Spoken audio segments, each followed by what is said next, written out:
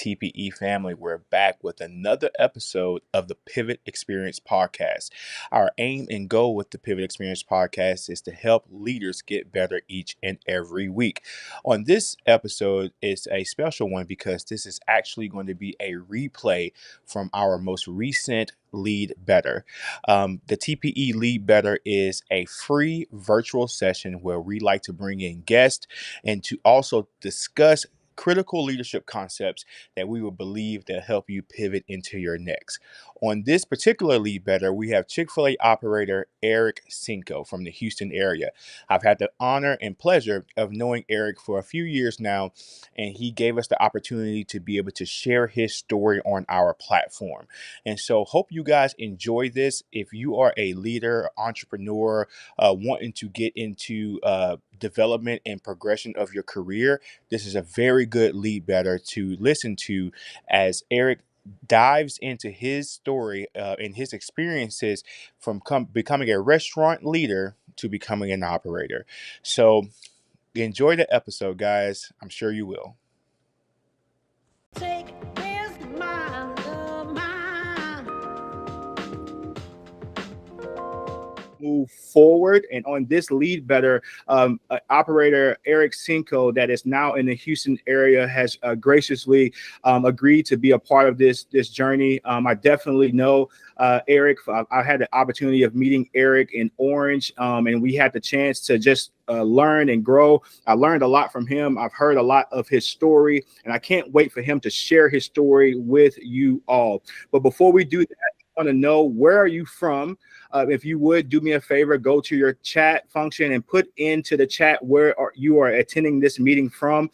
We definitely want to know where you guys are from. I know we're not just Texas here. We've got some people from all over the country here in this call so far. So definitely put that in the chat. My name is Alex Seal, and I am the the creator of TPE. I don't like to, own that, because I work with a lot of great people that we are collaboratively putting this business together.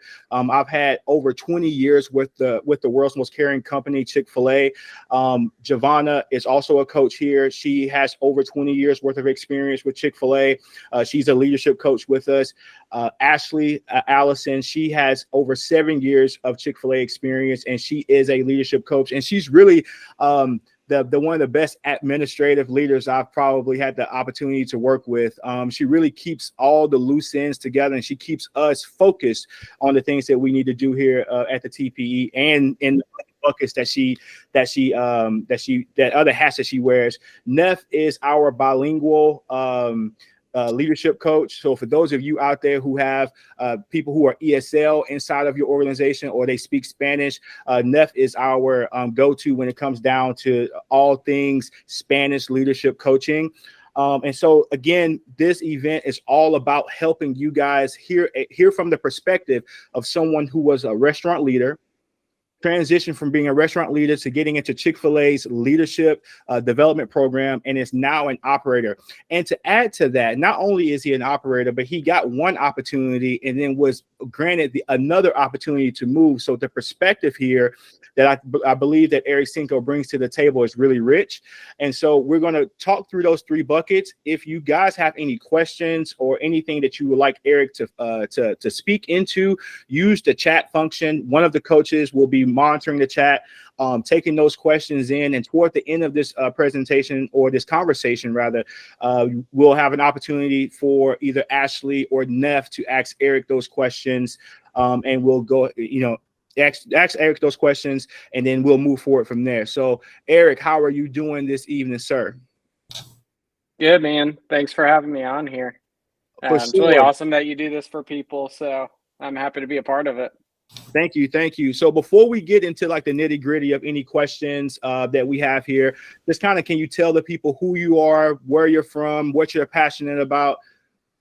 Yeah, for sure.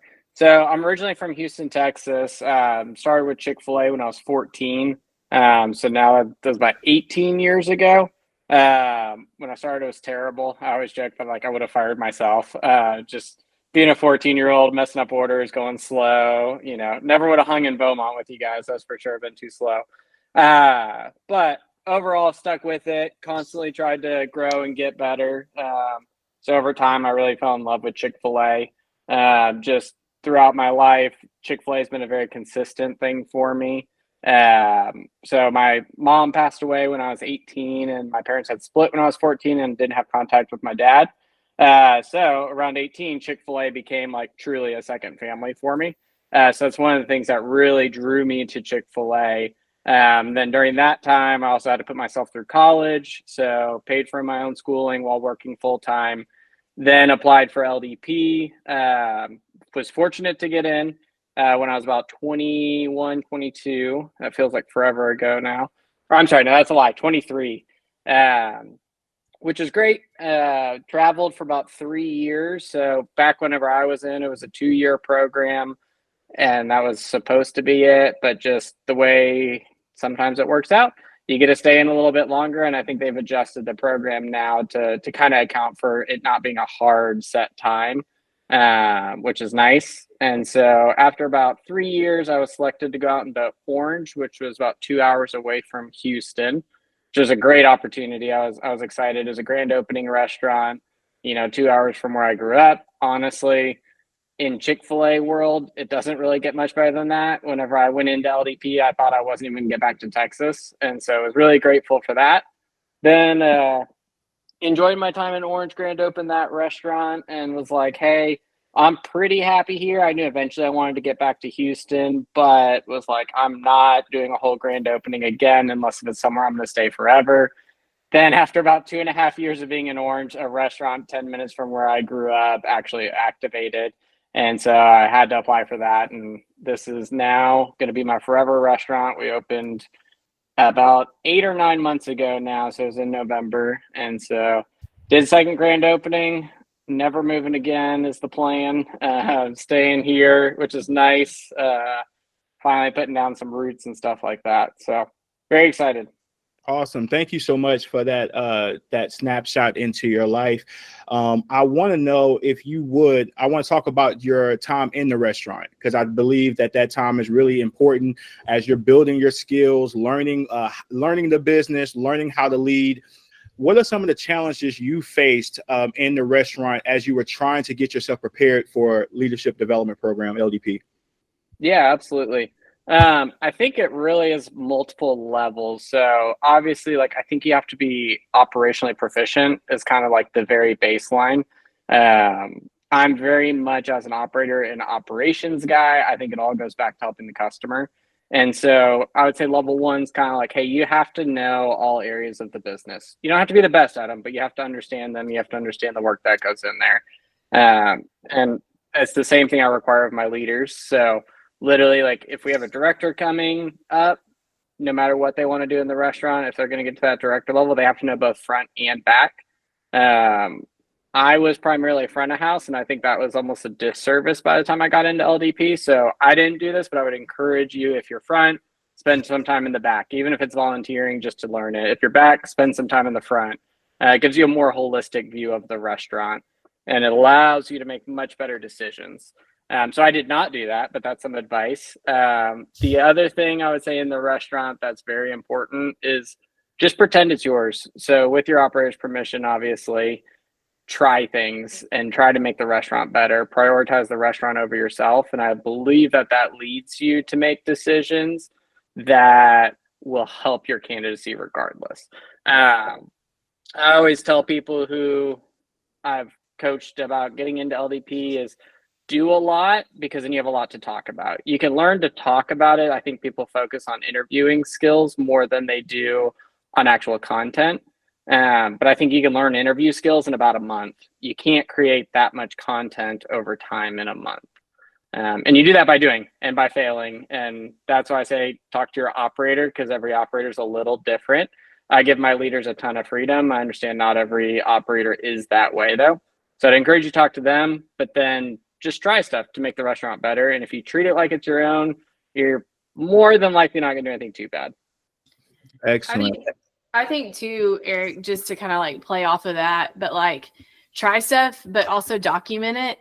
A lot of LDP candidates that I work with they're like, okay, so when we're talking about business acumen or restaurant results, they're like, I know I've created results, but I can't really like pinpoint what they are. And so I think one thing that I've encouraged anybody that wants to go into LDP or become an operator that's currently working in the restaurant is have some form of documentation where you're just writing down. It can even just be thoughts, little tidbits, a note that you put on your phone that's like, hey, this is like an area I'm working on. Here's where we're at. Here's where we want to go. Here's 3 things I did. This is the result. Like basic, doesn't have to be crazy. But anybody on this call who wants to get into LDP, you can't just try things and forget about them and move on. Like you actually have to be kind of documenting what you're doing. Yeah, I think that's good because I remember preparing for interviews and it's like 3 years ago, I don't remember what I did. And so having a log of that stuff is very good.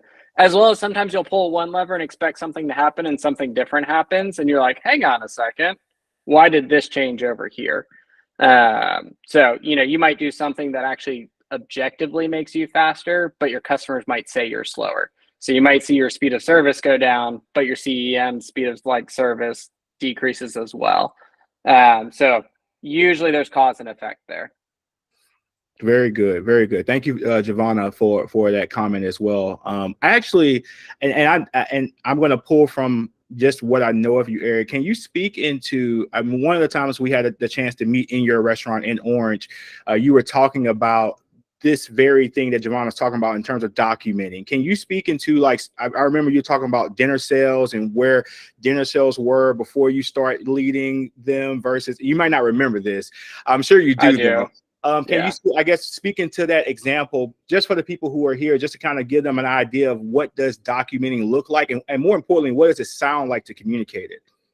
Yeah, absolutely. So I am not like the best documenter, so don't feel bad if that's you, but it is important. And I think it makes it a lot easier.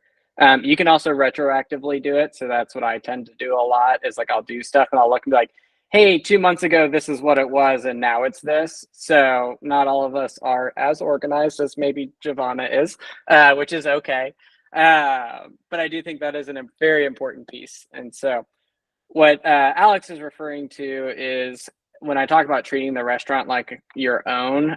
When I was a leader in the restaurant, I actually closed like 6 nights a week and owned the nighttime part, which nobody enjoys doing. But I will say that is where some of my biggest growth came from as a leader, because you are just more on your own. I would say a lot of times the support's there during the day, the longer term people are there.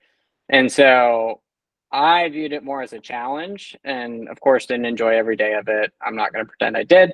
However, being able to have that freedom allowed me to try things, treat the restaurant like my own. And what happened is we started off, and I don't remember the exact numbers, so my apologies, but I do remember, I think whenever I started there, we were doing about 1.5-ish million in sales just from 5 to close. And so when you talk about tracking, I wanted to track what I actually influenced. So I started tracking the sales and CEMs and different stuff specifically for 5 to close. And at first I was like running around trying to do everything, wasn't getting any results. And a few months in, I was like, okay, this just is like absolutely not working. No CEMs were going up, sales weren't going up, nothing was really changing. And so I had to kind of shift from trying to do everything to really start building on people, building up people and relying on them. And so I kind of made that shift. That was probably when I was like 18 or 19. And the first month, nothing was different. But then over time, so kind of going back to Giovanna's point of tracking, I started to notice our CEMs going up, sales started increasing. And over the course of, I believe it was 3 years, we went from 1.5 million to 3 million from just 5 to close, just that day part. And then once I kind of saw that number, I started thinking like, man, there's some restaurants. This was back in 2014, 2015. So there was some restaurants that were still doing just 3 million, like freestanding restaurants. And that was actually close to the average.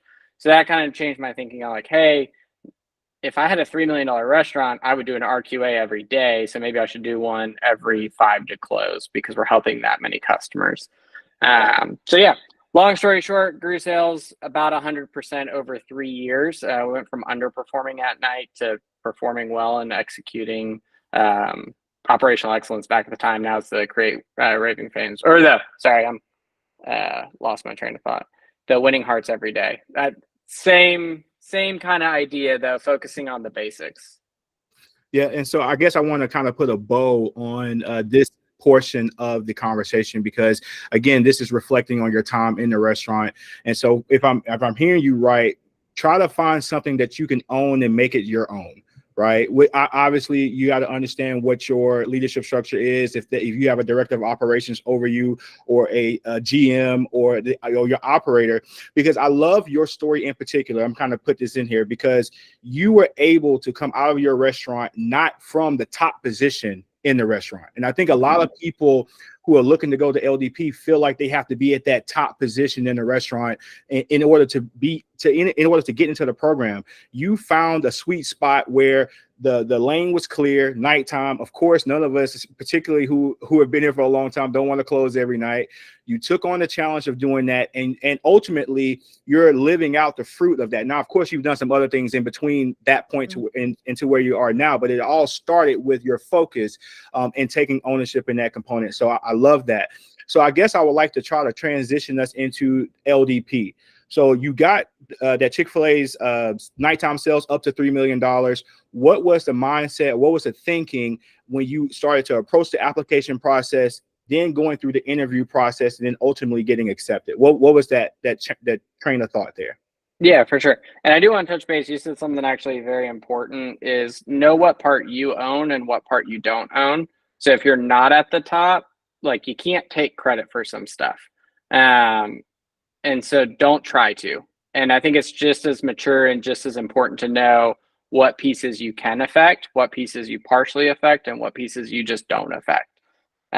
So sorry, you kind of touched on that a little bit. I think that's extremely important, especially for interviewing, because they know, like ultimately at my restaurant now, the operator is responsible for everything, but my team does do specific things that they have directly impacted themselves. So, all right, now on to your actual question. So I would say going through the interview process was stressful, which is probably the same for everybody. I don't think I am a very good interviewer, definitely not at that time. And so I had fortunately done a lot of stuff in my restaurant, but I was not good at articulating it. I went and met with an LDP consultant prior. This was probably a year or two prior to applying for LDP to do a mock interview with him. And I remember it going just terribly. So he asked me a question. I mean, it was like not a hard question. It was something like, tell me about a time you and your operator disagreed. And I just butchered it. Like it was so bad. I was all over the place. I was over here. And I had thoughts in my head, but I couldn't articulate them. And so he couldn't get to know me or really what my answer was to that question. And some of it was nerves and some of it was just practice. And those kind of go hand in hand a little bit. And so it was really funny because he literally looked at me. His name's Bryant Ford. He's in like selection now, but he's a really good guy. And he just looked at me. He's like, hey, so how do you think you did? And I was like, honestly, pretty terrible. And he just started laughing. He was like, okay, like, why do you think that? And I was honest with him. And so I think it's important to know like honesty can be a good thing in those situations. And starting at the very bottom is probably where I was. So Chick-fil-A was my first job, never really had to do a real interview. It was like, hey, you smiled, cool, like you got the job. So I spent a lot of time, I actually tracked my stuff like Giovanna was talking about. So I knew which results I wanted to talk about and which points were like my home run stories, because we all have them. So that increasing sales 100% was a home run story. So I wanted to work that into the interview at some point.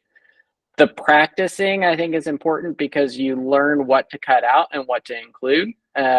Anytime you first talk about something, you're going to include some stuff that's just kind of boring and you kind of lose people's attention.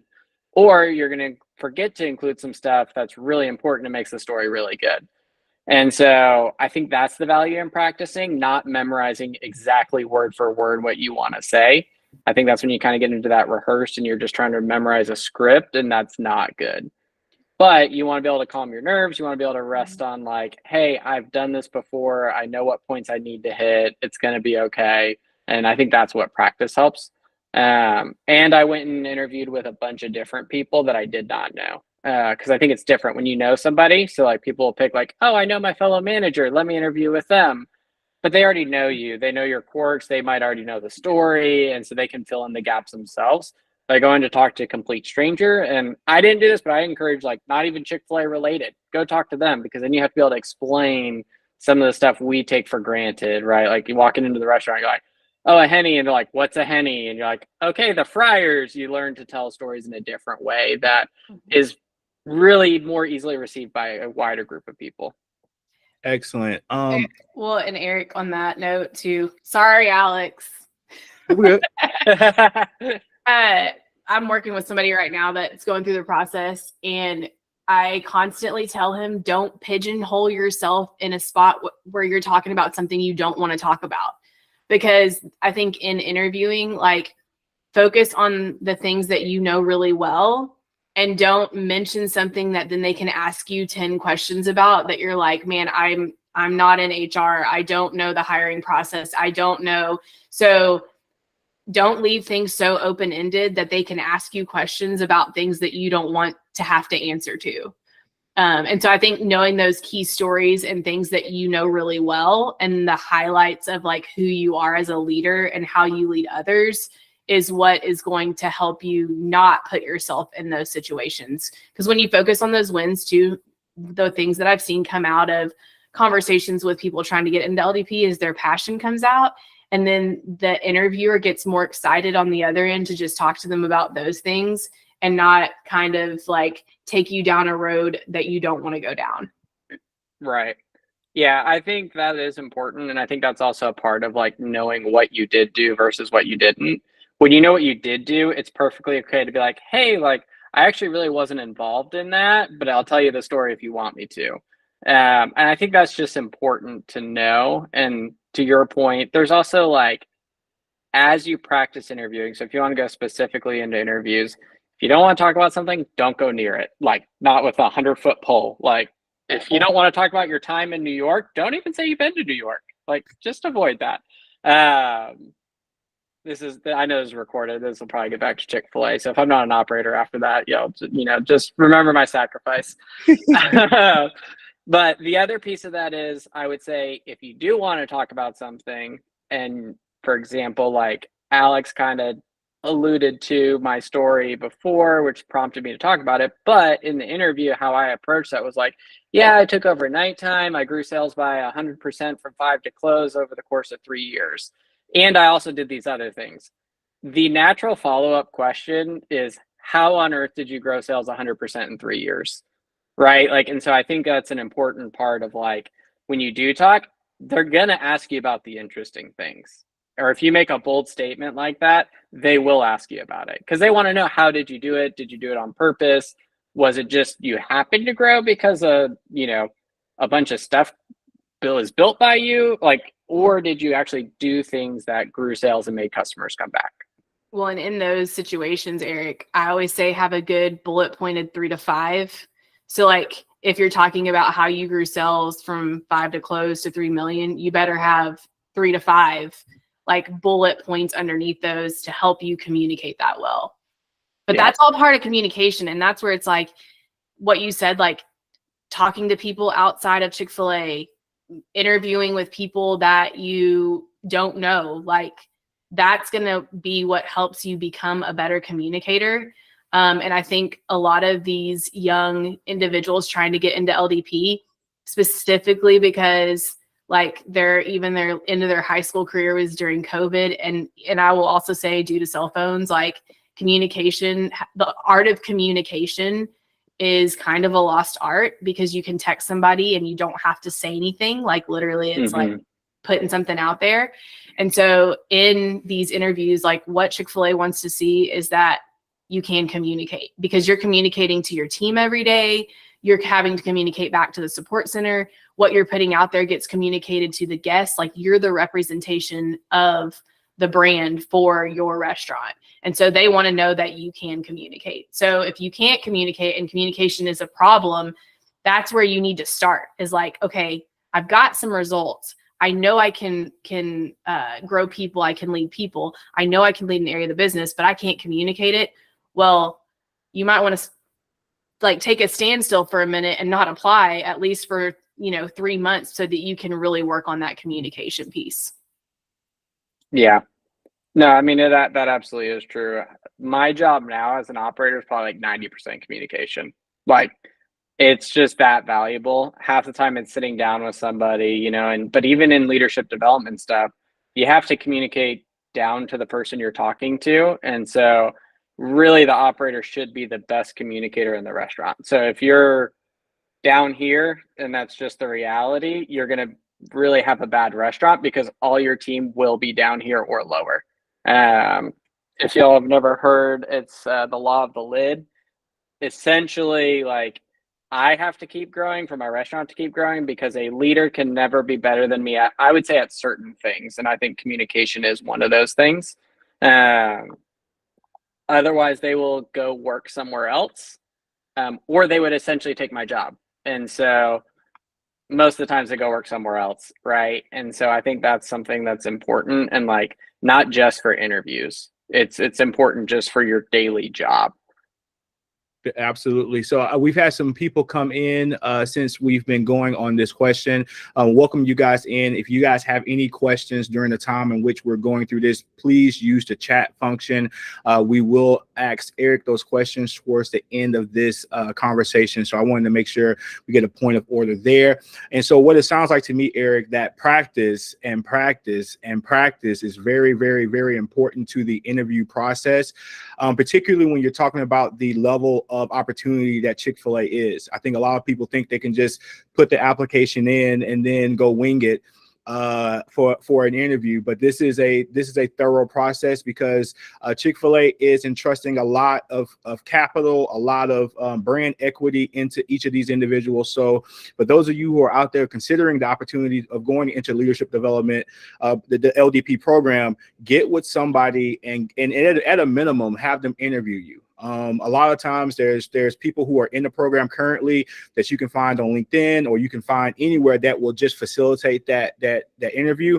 And if you're really serious, I would suggest you get a coach, and we'll have more on that toward the back end of this conversation, in the end of this session. But the next question I have for you, Eric, I guess this is a quick one. From application to acceptance, what was that window? Like, how long did it take from you to put that application in to when you got accepted? So I had a very weird journey, I would say, for operator as well. But mine was like 2.5 weeks. Well, application was like a month, but interview to on the road was about 1.5 weeks. So mine was weird. I always joke that they had to fill the class because our class was super small. And so they didn't want to cancel it. And so that's how I snuck into LDP. Might be true, might not be. I don't know. I'm here, so it's harder to get rid of me now. But yeah, mine was about like a month total from that application going in. Well, I'm going to go out on a limb and say, for the rest of you guys who are interested in this opportunity, that is not going to be the case. Like, highly likely that's not going to be the case. I think the individual that Giovanna's working with right now, I don't know, we might be on month 3 or 4 from application to halfway through interviews. So it's not that fast. So just, I would say that's more normal. Yeah. 4 to 6 months. They're pretty much saying 4 to 6 months now, like from initial submission of interest to getting in a class, which then that can be even a couple of months depending on when you get told yes, and then the class starts. So, but I have an operator friend too as well that like theirs was like 6 weeks, and so it's not the typical anymore. I'd say 4 to 6 months now, and it's like normally 2 to 3 weeks in between interviews is what I'm seeing. I would say, like, as an operator, Chick-fil-A moves more slowly. I think I got in right when they transitioned into LDP from GOS to IM. So there's obviously like, just like we have different business needs, like we've all hired someone who normally starts like a week and a half, and there's been times where you're like, hey, you want to start in 2 days? Like, and so there's different seasons to every business. And that goes for Chick-fil-A as well. I would say yes, more commonly, 4 to 6 months is what I have heard as well. And also like as an operator, it took like 2 years. So, there's just different times and different, business environments as well. And so I mean, we spend a lot of time, I guess, on the you getting into LDP. And I know I really want to spend some time around your experience as an operator. But before we go there, can you talk about maybe 2 successes that you've had in LDP, and then 2 challenges that you experienced during LDP that you feel like has shaped your journey so far? Yeah. I mean, I'm of the mindset all my greatest successes have honestly come from my biggest challenges. And so like even whenever I interviewed with Chick-fil-A, like I was pretty honest of like, hey, here were some like walls that I hit, and then eventually I overcame those walls. I'm not afraid to share those things. Obviously, like I'm not going to leave it at like, oh, I just failed at this and that's it. But I think there is a point to saying like growth is not just straight up. Like growth comes from like dropping, trying things, not working, trying something different, that's still not working, trying something different, it finally works and it finally clicks, right? So I would say those are almost the same questions, because whenever I went to interview, all my challenges essentially turned into successes. So if you want something that's like just hard about it, like life on the road sucks. It's you're living out of hotels, you are in a different place at the whim of whatever the Chick-fil-A needs. So I'd say that's like a hard thing, and that's like a challenge to it. You guys tend to see like as a GOS, like we'd post pictures on Instagram and like, oh, I'd go do this. I'd get to go do like maybe one cool thing every 8 weeks. And that's usually the stuff like we'd post on like social media, right? And so you're like, oh wow, they got to go to Massachusetts, they got to go to downtown Boston. And it was like that was one Sunday of 2 months of work. And so I would say the lifestyle is just tough and hard. And so it's also lonely, but with that, you kind of get to know yourself because you're removed from all really external environment, family, friends, essentially, and put on your own. So you get to learn a lot about yourself. So one of my biggest successes though was like I took over really bad restaurants on 2 separate occasions where the operator was essentially terminated. Some retired, but it was basically terminations. One of them was in downtown Washington, D.C., so it was about a quarter mile from the murder capital in the world.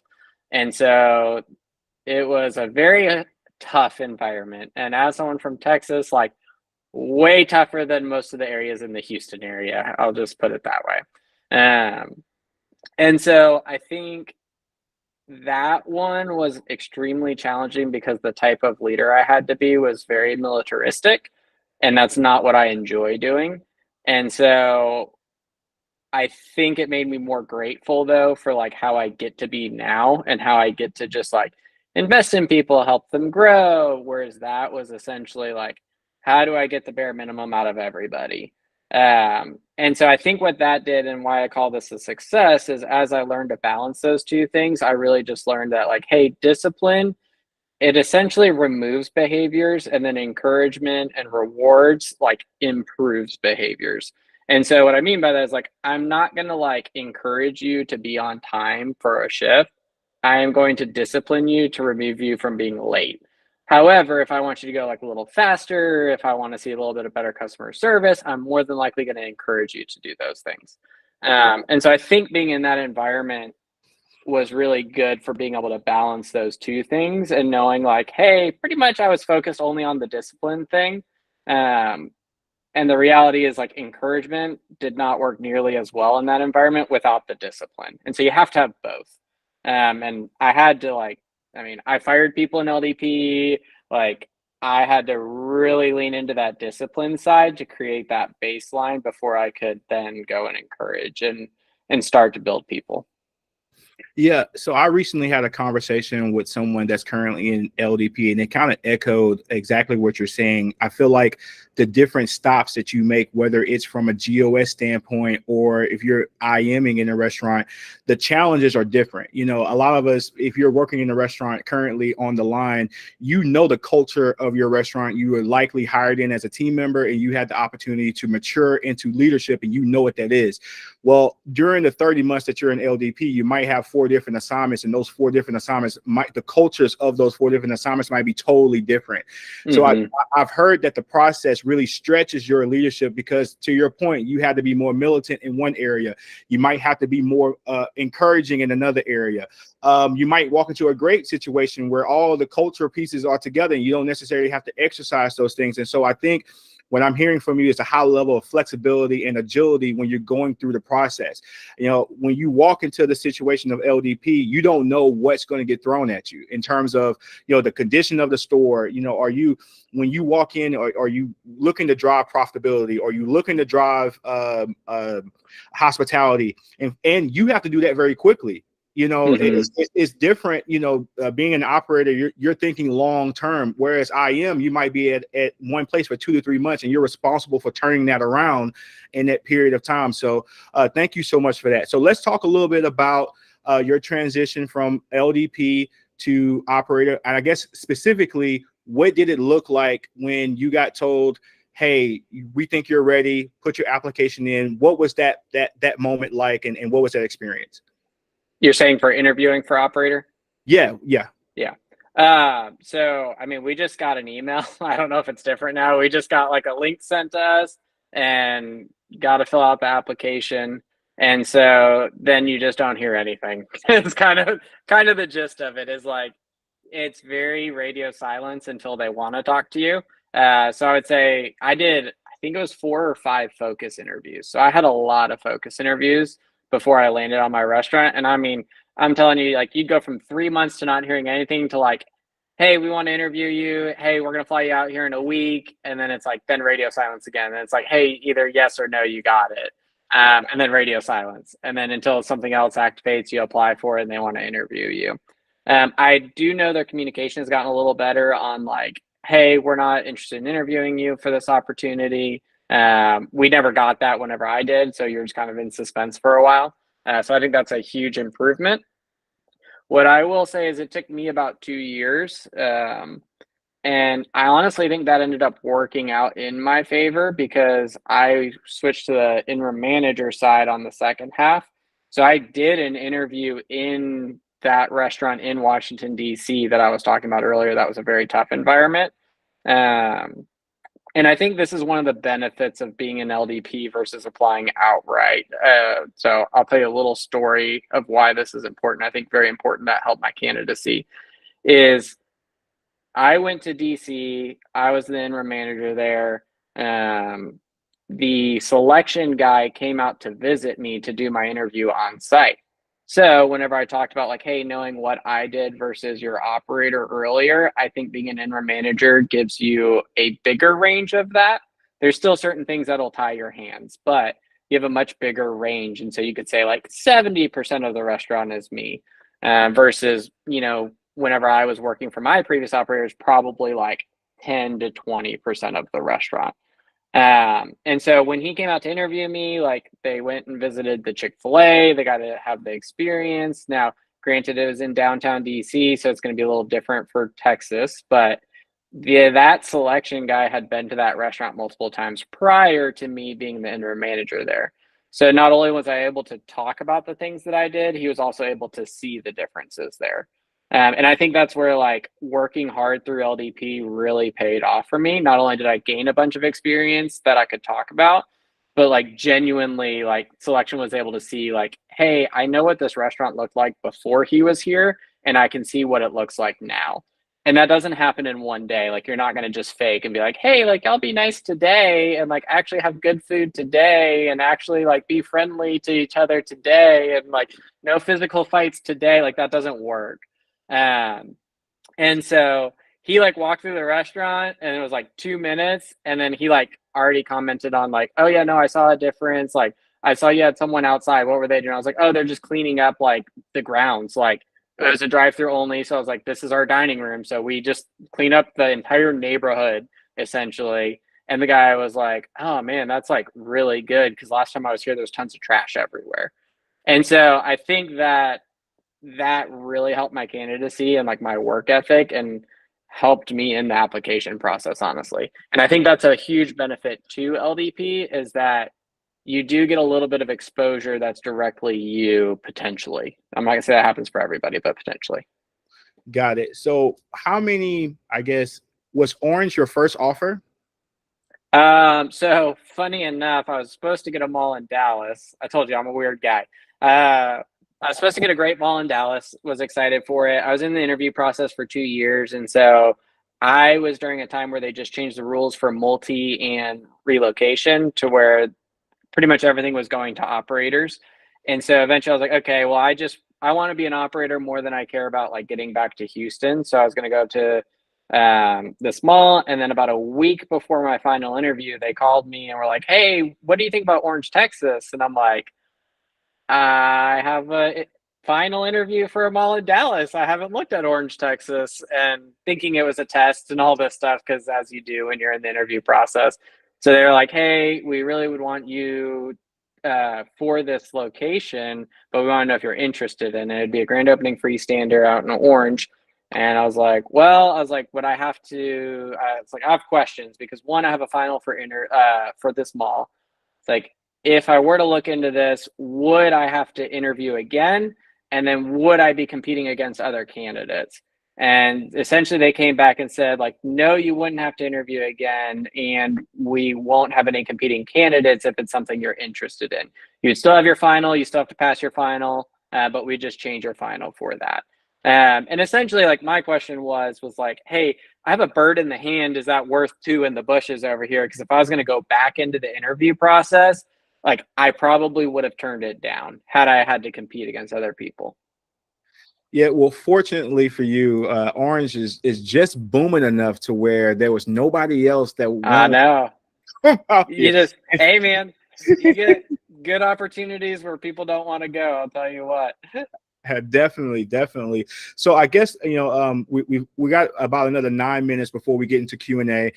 So I guess can you just talk through the mindset that you had when you had the opportunity to do a grand opening? You know, for some of us on the line going through LDP, we may get a grand opening opportunity. We might be taking over in an existing restaurant.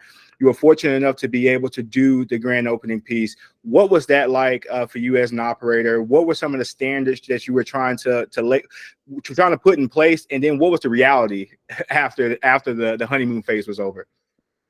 Yeah. I mean, I think our ambitions are always bigger than what we can actually achieve. You know, I vividly remember being like, well, like I know operators normally like say it takes about a year to kind of get your restaurant like stable.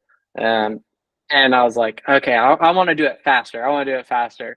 Took me a year. Like just a month in, everybody quits. 6 months in, everybody quits. It's hard to get that momentum going. So that was one thing where like I think, you know, we all just think we can do a little bit better. Maybe someone can. That's great for you. It took me about the average of a year.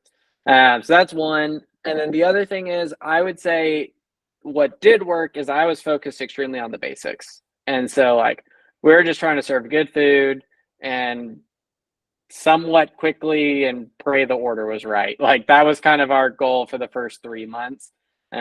We also opened during COVID, so that added an entirely different dynamic that I was not technically prepared for. And I think that was a benefit of being an LDP and being able to be flexible. Is I opened the week COVID like shut down all the schools. Like that Monday, all the schools closed, and we opened that Thursday. It caused a lot of weird dynamics with trainers and all these different things. And so I think that having different experience, dealing with different things, being able to handle legal stuff from LDP really paid off in those moments. So that was great. I would say everyone's going to have something that they're passionate about, and I think that's a good thing. And so, like I told you guys, like I'm an operationals guy. Like I love leadership development. I love operations. So those are the things that I focused on, and those are the things I get the most results for. And just trucking at it every day. And then you kind of look up and you're like, wow, we're not as bad as we were like a week ago. Okay, keep going. Oh, we're not as bad as we were a month ago. And then eventually the restaurant becomes more stable after that, about a year of just working and not getting any results that are very visible, I would say. The results happen slowly over time. Probably if I tracked it to Giovanna's point, I would have seen him a little sooner than I actually did. But, I just turned around one day. I was like, wow, this is a lot better than we used to be. Awesome. You mentioned earlier that about 90% of your job is communication. What would you say is the key difference between your mindset as that leader that was turning that 100% increase at dinner in Houston to now? Like, what would you say is the biggest difference in your mindset? Yeah, I think is the more I can grow the people underneath me and the more people that want to work for me, essentially that just multiplies what I can do. And I don't mean like that lets me personally bread something faster. I mean, like, if I can teach my leaders through communication how to be better leaders, then they're just going to magnify the things that need to happen. And then not only that, they're going to take care of the things that maybe I'm not passionate about, and they're going to do a significantly better job. Or they're just going to be better than me in certain areas. I'm not great at marketing. I don't come up with great ideas. I have a girl who's awesome, is doing cow appreciation stuff, like doing a significantly better job than I could ever come up with. Now my job is still to be able to coach her through a lot of those things, but I don't actually have to be the one to come up with that. Awesome. As you look ahead in your current position as an operator, and if you don't mind speaking into this, like, what's next for you? You're still relatively young from what I know, right? And I think you plan on being in this seat of as an operator for a long time. What do you think is the next big opportunity for you? Yeah, I mean, eventually, just with the way they build restaurants, multi-unit would likely be possible. I think that's one of those things where I believe in being ready for opportunities as they come up more than I get hyper fixated on a specific opportunity. So things just constantly change. And so, like, my goal right now is to have the strongest leadership team possible, and the best restaurant possible. And that will prepare me for multi-unit. And like, I'm removing things that I have to do. Like, I literally never do anything by myself, including leadership development stuff. Like, my director of ops is involved in all my leadership development because I believe that's a part of the way he learns, is by being near me and absorbing the stuff that I do, not me directly teaching him. So that being said, I am prepared for any opportunities that come more than I'm focused on one specific opportunity. I just want to be positioned to take advantage of anything that does happen to come my way. Awesome. So multi-unit is in your future, and that's awesome, and we believe that you're going to make that happen. So now we're in the time where we're going to do Q&A. Ashley or Neff, would you guys? I think I saw some questions coming through the chat, but would you guys take it over from there in terms of facilitating those questions? Yeah, so Eric, there's a question by Sean, says, do you know of any coaching opportunities for external candidates? So as you went through the journey, did you have any contact with any of these people or any coaches that would be suited for an external candidate? Are they saying like they don't have Chick-fil-A experience? If Sean is still on the line, would you be able to maybe give some more specifics on that? I'm assuming they are speaking in terms of somebody that does not have Chick-fil-A experience. If they don't have Chick-fil-A experience, I mean, honestly, I think getting to know somebody inside Chick-fil-A is valuable, and then also spending some time in the restaurant. So I don't know about specific coaching for that necessarily, but if you're interested in LDP, I would encourage you to go volunteer a day at the restaurant to make sure it's your cup of tea, because the restaurant business definitely is not for everybody, and that's okay. I would hate to see someone go through a 6-month interview process, uproot their life only to find out they don't like working at a restaurant. I think, Sean, you may have unmuted yourself and brought yourself back in. Would you like to speak into that question a little bit more directly? Yes, thank you. Yeah, I spent quite a bit of time with operators in restaurants on a volunteer basis. Really, almost 3 years total in restaurant Oh wow. as I Okay. can. So I picked up a lot of experience with doing that. Work with operators in Louisville, Kentucky, and here in Dallas as well. I live in Dallas now. Started this journey when I was in Louisville, Kentucky, but I'm considered a complete external candidate. Got a full-time corporate job right now, but still spend as much time in the restaurants as I can. And I would Yeah. like to connect with maybe someone that's coach, like an LDP, person. I've talked to several people who actually went to LDP themselves, and I could tell that there's a vast difference from just, and I've had years of leadership, retail experience, military experience, but I still see that there's a big gap from someone who went to LDP as for someone that's external. And I was just hoping to maybe find a coach that could get me over the hump, so to speak. Yeah, I don't know any specific coach just for that. I do know there's a few people who have been external who went to LDP. I think the biggest benefit as someone who went through LDP is learning the communication and just talking to so many different people. So I don't know a specific coach, but I encourage you to talk to like multiple operators, get to know them, get to know what they do, get to know how they speak as well. And so I think that's essentially the big difference is like you get asked on a daily basis when you're an LDP, like, what's your story? And so you get really good at sharing about yourself. It kind of goes back to that practice piece. I don't know if that helps, but I don't know a specific coach. Shameless plug for Alex, Giovanna, and Neff over here. They have a ton of Chick-fil-A experience, and I know they do coaching. And I think that's kind of the connection is like if you have that much experience, maybe your communication's great, but you kind of just need to know more of the ins and outs of Chick-fil-A. And Sean, that's something that we can definitely help with. I know Giovanna, for a fact, is currently working with someone who is in the LDP process. And actually, we've all had, between the four of us, we've had people come out of our restaurant to become operators.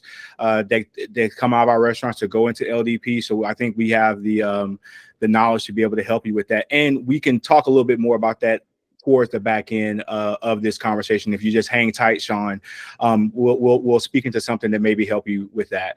I think there's another question from Mr. Davey, and I think you might have spoke a little bit on this, Eric, but just for the sake of the question, how do you find a track and track your growth? How do you know if you're growing? I mean, one, I look at like, am I changing just in general? And so I track my growth through my restaurant. So if my restaurant's starting to like stall out, and those are different results, right? Like I use sales, I use CEMs, I use profitability, more IPO than profitability, but I feel like you're kind of splitting hairs. I use essentially like the team member engagement survey. This is like more unofficial, but like how many people are interested in leadership opportunities.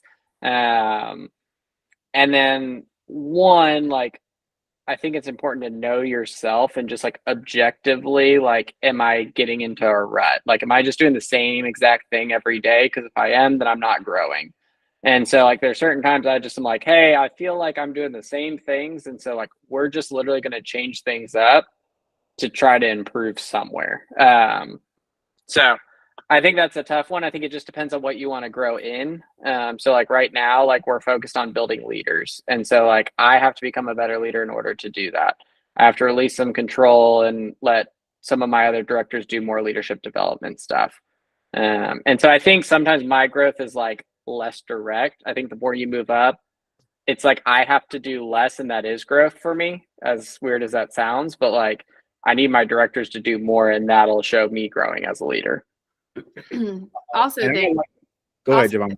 Also think too, to answer that question for like yourself is, do you have a personal like growth plan? Everyone should have a personal growth plan. I mean, anybody you talk to in leadership development, we just went to a conference, a Houston conference, and number 3 on his list was, do you have a growth plan? Everyone should have a growth plan. So a lot of different ways that you can write a growth plan, or you can even have somebody do it for you. I help write leadership development plans for our leaders, but it really is just like specific to you, like where do you want to grow both personally and professionally? And you got to kind of ask yourself that question and then set up a growth plan to actually see growth happening. Yeah. And like we do that very specifically with our leaders too, of like, I view it very simply, like, where do I want to be? Where am I currently at? What things need to change to get me there? And it's, if you look at it objectively like that, because what you're doing right now will get you to where you are right now. It won't get you further. And that's, so like, you might have grown a ton. That's great. If you want to be an LDP, what are the things that you need to do to get in there? And then like, what is the gap? And then how do you do actionable things to get there? And if it's communication, go talk to people. If it's, I don't have enough results to talk about, go get some results. Like if it's, I know profit, but I don't know people, go figure out people, right? Like I think, and that's a harder one, but I would just encourage those. Yeah, those three things. I think I said those earlier too, like in your restaurant growth. So like when you're talking about how are you measuring whether you're growing or not in your restaurant, it's where are we at? Where do we want to go? What do I need to do to get there? It's literally just outlining that for yourself, either for your restaurant, if that's what you're, like for top level leaders like Alex and I, operators like you, like that's what we look at every day is like, okay, are we where we want to be in the things that matter to us? Yes or no? Okay, no. Okay, where are we at? Where do we want to go? How are we going to get there? And you can even do that in your personal life. Of here's where I'm at financially, or here's where I'm at health wise, or here's where I'm at, intellectually. Here's where I want to be. Okay, what are the things I need to do to get there? If it's health, it's like, okay, well, do I need to work out? Do I need to change my diet? Like, it's just basic steps, but everyone needs a growth plan. And I'll just to add to that, I would like to say, I think I totally agree with everything you're saying, Giovanna and Eric. But in addition to what you're doing to help yourself grow, I think it's important that you understand in your growth, you have to learn to serve other people. There's a line that Zig Ziglar uses. He said, if you help, the more people you help get to where they want to go, the more people that will pour into you. And so in your journey, as you're developing yourself, don't get so self-absorbed with where you're going that you forget about helping the other people that you're working with get to where they want to be as well. Because I guarantee you, if you have a spirit of service to those other individuals and they know what your goals are, they're going to go out there where to help you get better, give you more direct feedback, hold you more accountable to the things that you want to do if you are not just about yourself, but you're willing to help them as well. So I think that's an important piece. And then one other thing that I wanted to say before we wrap up is growing yourself is one thing, right? So you can read all the books, listen to all the podcasts, you can take all the courses, go to every conference. But if it doesn't translate into measurable and actionable things, I think, Eric, you said this, and Giovanna, you said this too. If it doesn't translate into driving results, you have to take a self-inventory of what you're taking in, and is it moving you to where you want to go. I heard something recently. A leader said, you have to learn to fish on the fish's terms, right?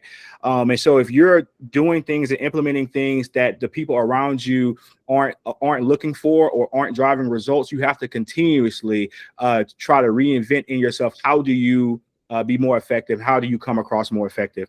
And so we're about 2 minutes out. I want to say, John, do you have something else? I'm sorry. Well, and I think too, Eric, maybe you can answer this question a little bit better too for some people. But one of the things, like in a personal growth plan that you should have, is like surrounding yourself with people who are better than you. Like you always want to find those people out there, which there's tons of them. Like you always think like, I might be at the pinnacle. Oh, no, there's always somebody better. I'm not Michael Jordan. I never will be. If I want to play basketball though, I probably want to email Michael Jordan because I want to find out what he did to get where he was at. Right. And so for you, Eric, like as an operator, is there any operators out there, or even I would just say like people that were in LDP with you that you consistently connect with as a mentor to help push you to where you want to go? Yeah, I mean, absolutely. I think it's important to have mentors and then equals and then people like who are underneath you and you're developing. I think that just keeps you well-rounded. And so like I still keep up with my operator I used to work for.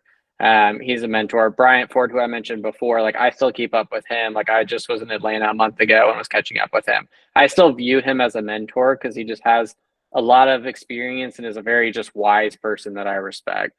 And then there's other operators who are like, a little bit more, it's like that kind of competitiveness that like we kind of just like bounce off each other in a healthy way, which is great. And you're generally experiencing similar things and allows you to talk through them. And then I think, kind of giving back and building up people really helps you refine essentially a skill. If you can't teach a skill, you don't know it well enough, in my opinion. And so like, if I can't teach someone how to communicate, then I'm not a good communicator at that level and I need to improve. So I think it's important to have all facets of your life continuously there. And those people might change. Mm-hmm. Excellent. Well, I want to just, the time is now 8 o'clock. I want to say thank you so much, Eric, for spending some time with us today. I feel like a lot of the people on the line were enlightened by your story. You gave us some real practical things that we can implement on our journey. And so if you want to stick around, Eric, we can kind of reconvene, or you can leave now if you like. We'll catch up. We got some catching up to do next week for sure. Does anybody have any closing words for Eric before he departs? No? Thank you so much, Eric. Thank you. My pleasure. Thanks for having me. Yes, sir. And we'll tap into the Pivot Experience, where we help young,